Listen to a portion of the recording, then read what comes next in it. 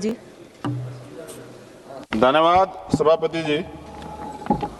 आज 2 अप्रैल है और 2 अप्रैल 2018 में सुप्रीम कोर्ट के एक निर्णय के खिलाफ प्रोटेस्ट हुआ था और उसमें 13 से 14 कमजोर वर्गों के जवानों ने शहादत दी थी। मैं उनकी शहादत को आज नमन करता।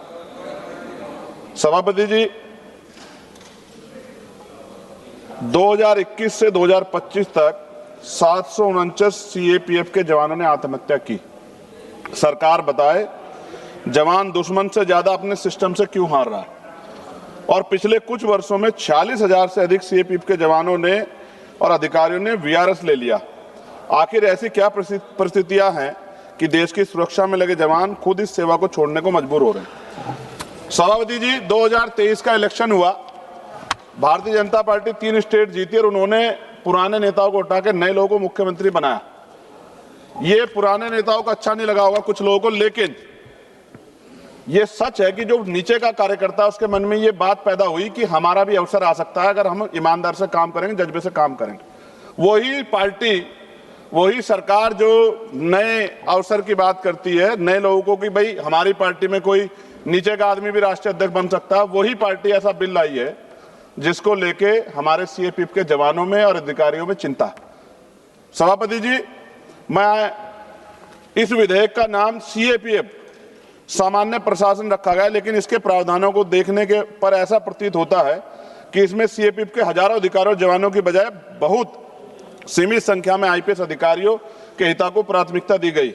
यह प्रश्न स्वाभाविक है कि जब सीएपीएफ के अपने अधिकारी मौजूद है तो उच्च पदों पर उनके अवसरों को सीमित करने की दिशा में यह प्रयास क्यों किया जा रहा है। महोदय, इस विधेयक को भारतीय संविधान की 7वीं अनुसूची के संघ सूची के अंतर्गत प्रस्तुत किया गया। साथ ही अनुच्छेद 312 का उल्लेख किया गया है जो अखिल भारतीय सेवाओं से संबंधित है। ऐसे में यह स्पष्ट किया जाना आवश्यक है कि जब आईपीएस अधिकारी सीधे तौर पर सीएपीएफ बलों का हिस्सा नहीं है तो उनके संदर्भ में इस प्रकार का प्रावधान क्यों जोड़े जा रहे हैं।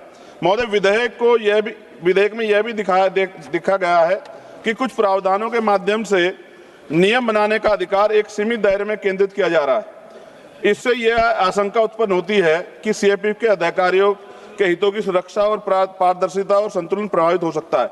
विशेष रूप से पूर्व में माननीय सर्वोच्च न्यायालय द्वारा दिए गए आदेशों के संदर्भ में यह स्पष्टता अपेक्षित है कि उन्हें किस प्रकार लागू किया जाएगा। महोदय, मैं माननीय गृह मंत्री से जानना चाहता हूं कि इस विधेयक को लागू होने के बाद सीएपीएफ अधिकारियों कैरियर विकास, पदोन्नति, वित्तीय लाभों और कैडर रिव्यू की स्थिति क्या होगी। वर्तमान में विभिन्न बलों में एक ही स्तर के अलग अलग पदों पे अधिकारी अलग अलग पदों पे कार्य कर रहे हैं, जिनमें ना तो पद समानता और ना ही वेतन समानता।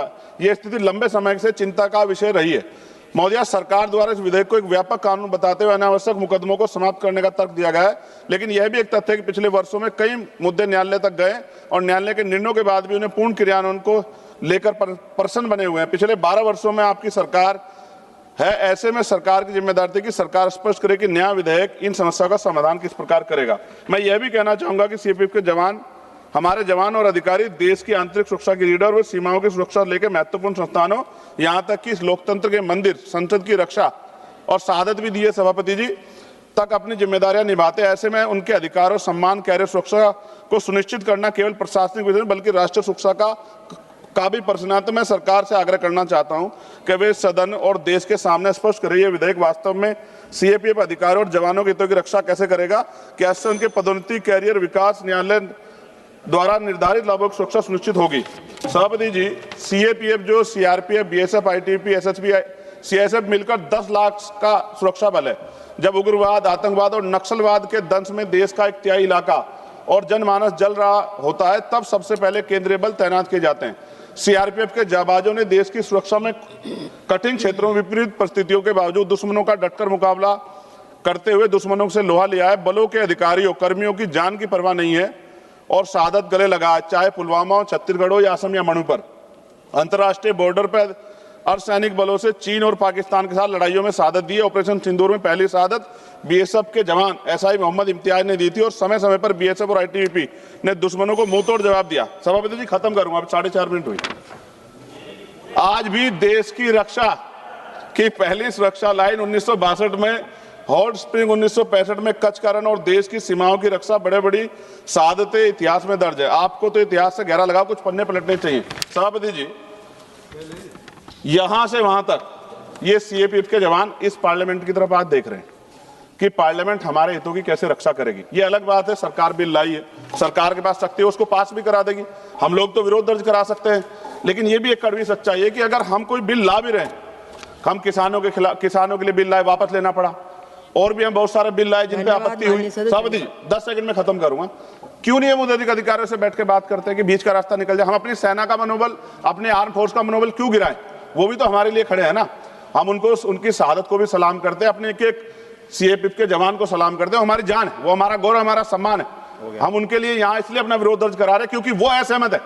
सभापति जी हमारी नहीं है, ये उनकी पीड़ा, उनके बच्चों की, उनके परिवार की पीड़ा, इसलिए हम लोग यहाँ विरोध दर्ज करा रहे हैं। बहुत बहुत धन्यवाद। जय भीम, जय हिंद, जय भारत।